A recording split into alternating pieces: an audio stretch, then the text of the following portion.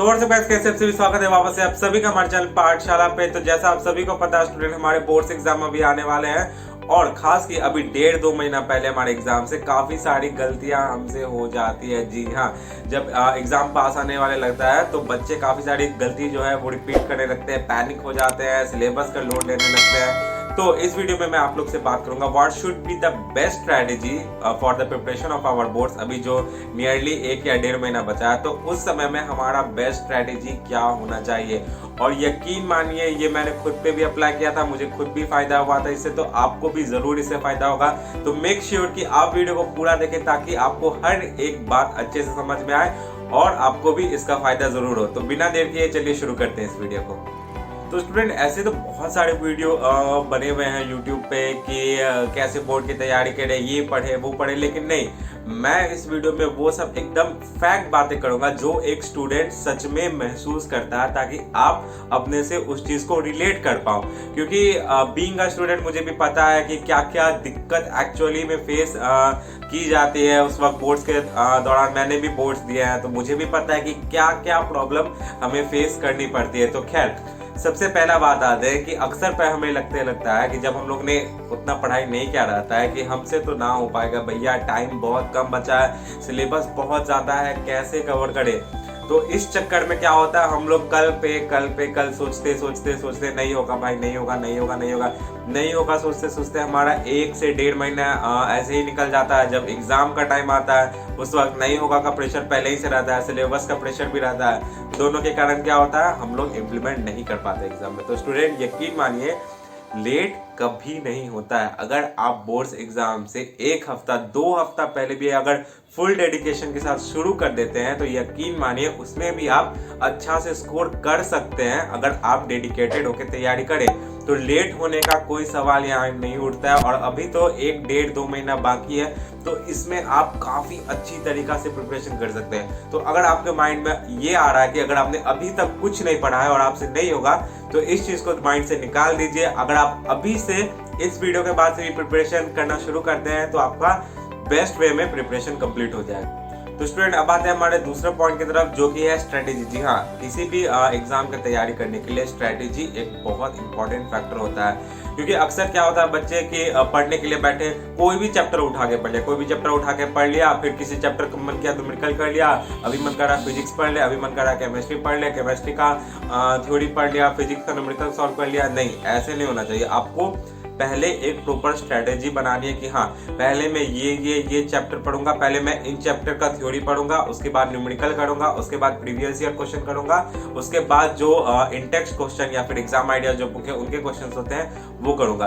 तो इस वे में आपका जितने भी 5 सब्जेक्ट है आपको उसका एक स्ट्रेटेजी बनाना है प्रॉपर वाइज कि मैं पहले ये चैप्टर करूंगा, इसका थ्योरी पार्ट करूंगा, फिर उसका प्रॉब्लम सॉल्विंग पे आऊंगा। ये नहीं कि पहले मैंने इसका थ्योरी कर रहा हूं और प्रॉब्लम सॉल्विंग किसी और चैप्टर का कर रहा हूं। तो इस तरह से आपको एक प्रॉपर स्ट्रेटेजी बनाना है और उसके बाद आपको शुरू करना है। क्योंकि अगर आप ऐसे स्ट्रेटेजी बना के पढ़ते हैं तो आपके माइंड में एक काउंटडाउन भी चलते रहता है कि हाँ, मेरा ये चैप्टर बाकी है, ये चैप्टर बाकी है, ये चैप्टर बाकी है, तो मैं इतने टाइम इंटरवल में इसे पूरा कर सकता हूँ। लेकिन अगर आप बिना स्ट्रेटेजी के पढ़ते हैं तो आपको पता ही नहीं होता कि आप अभी क्या कर रहे हैं और आपको आगे क्या करना है। तो इससे ना काफी टेंशन आने लगती है माइंड में।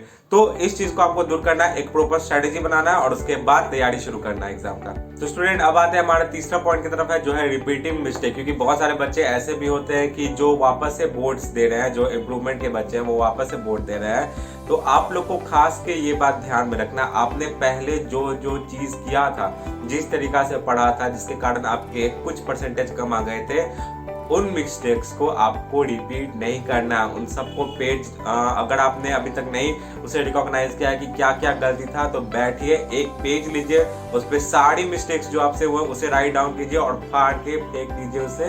क्योंकि आपको उन मिस्टेक्स को रिपीट नहीं करना है। क्योंकि अगर आप लोग सेम मिस्टेक्स रिपीट करते हैं तो फिर इंप्रूवमेंट देने का मतलब क्या हुआ। तो इस बात को आप लोग को ध्यान में रखना है कि not repeat the same mistakes.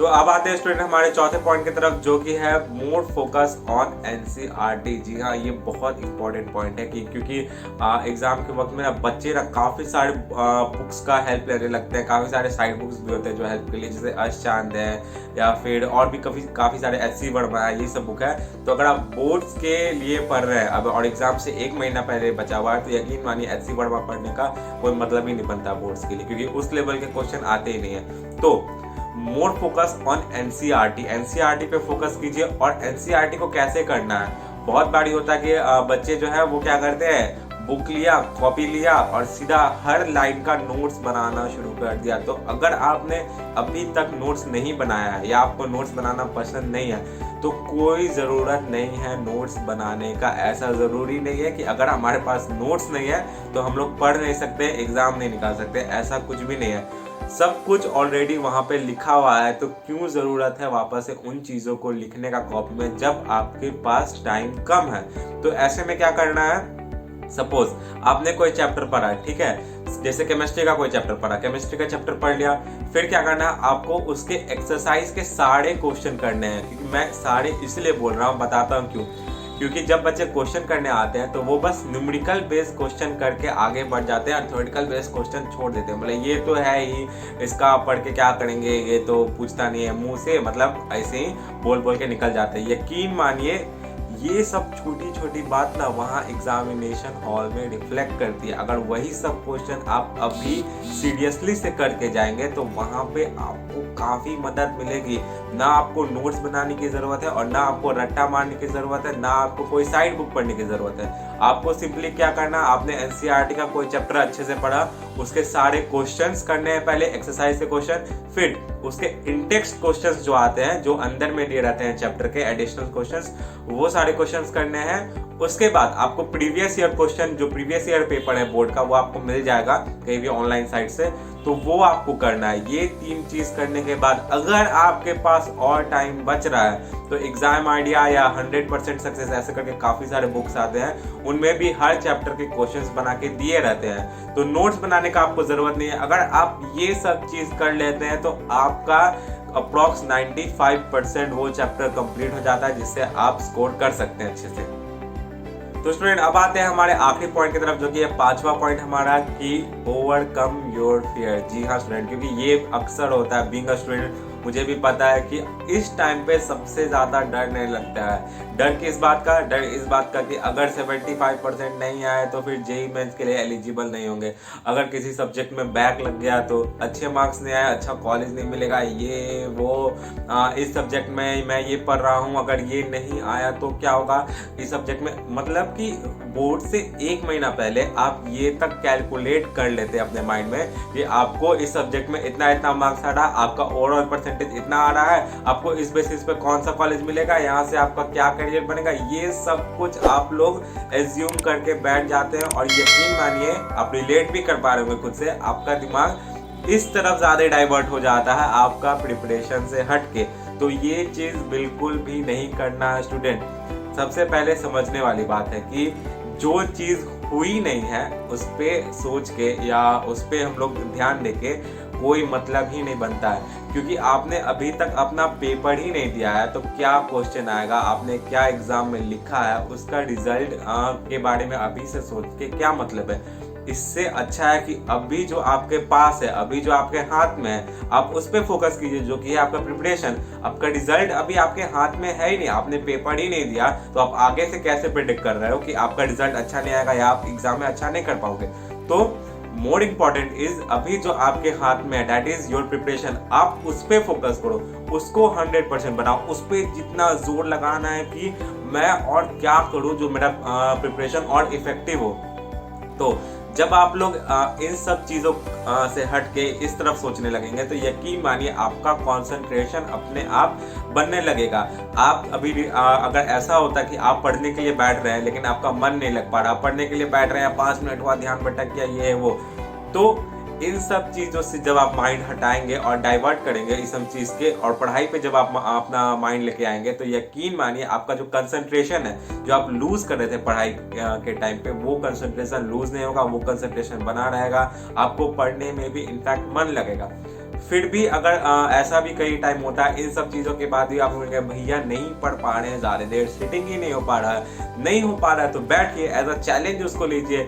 1 घंटा का टारगेट, जरूरी नहीं है कि 5 घंटा का सिटिंग हो। बहुत लोगों को लगता है कि अगर भैया 5 घंटा लगातार नहीं पढ़े तो पढ़ाई नहीं होगा क्या? ऐसा नहीं है। अगर हम लोग 1 घंटा भी फोकस होकर पढ़ते हैं तो वो भी पढ़ाई हुआ, उससे भी हमें हेल्प मिलेगी।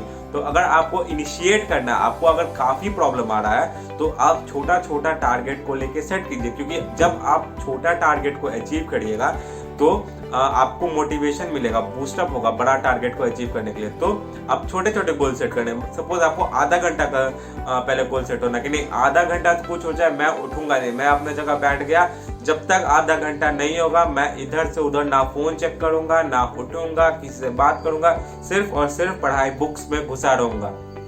आधा घंटा हुआ, थोड़ा ब्रेक लेना है, फिर अगला जो होगा सिटिंग आपका, वो आपको 1 घंटे का करना है। ऐसे कर करके धीरे धीरे धीरे आपको इम्प्रूव करना है। तो इससे आपको बिना एफर्ट लगाए हुए एक्स्ट्रा आपका सिटिंग आवर भी इम्प्रूव हो जाएगा। तो ये सब चीज तभी होगा जब आप उस तरफ से दिमाग हटा के अपने प्रिपरेशन, वही मैं बोल रहा हूँ कि आपको अपने प्रिपरेशन को लेकर जो भी दिक्कत आ रहा है आपको उस पर फोकस करना है, ना कि उन सब बेकार सारी बातों पे, क्योंकि उसका अभी कोई मतलब ही नहीं बनता है, क्योंकि कुछ हुआ ही नहीं है। अभी मेन बात है कि आपको अपने बोर्ड्स पे फोकस करना। इंपॉर्टेंट होते हैं बोर्ड्स, मैं ऐसा नहीं कहूंगा कि बोर्ड्स इंपॉर्टेंट नहीं होते, बहुत इंपॉर्टेंट होते हैं, हर किसी के लाइफ में एक बहुत वाइटल रोल प्ले करते हैं। तो अभी हम लोग को इसको सीरियसली लेना है और अच्छे से एग्जाम को टैकल करना है। घबराने की कोई जरूरत नहीं, क्योंकि घबराने जैसी कोई बात ही नहीं है। तो यही कुल मिला के बात है कि आपको घबराने का जरूरत नहीं है। एग्जाम है, ऐसा कोई बड़ा बात नहीं है स्टूडेंट। हम लोग एग्जाम से बढ़कर है, एग्जाम हमसे बढ़कर नहीं होता है। तो कोई घबराने की बात नहीं, प्रिपरेशन करना है शांत मन से। इवन अगर आपको कोई दिक्कत आ रहा है कि नहीं भैया अभी भी हमें समझ नहीं आ रहा है, क्या करें नहीं करें, मैं तो कोशिश कर रहा हूँ लेकिन फिर भी नहीं हो पा रहा है, तो उसके लिए नीचे टेलीग्राम ग्रुप का हमारा लिंक है, आप जाइए उसे ज्वाइन कीजिए, डायरेक्टली मुझसे आके बात कीजिए। मैं जरूर आपका जो भी डाउट है, आपका जो भी क्वेश्चन है उसके सवाल दूंगा। तो अगर आपने अभी तक हमारा टेलीग्राम ग्रुप नहीं ज्वाइन किया तो जाइए नीचे में उसे ज्वाइन कीजिए। एंड यस, बस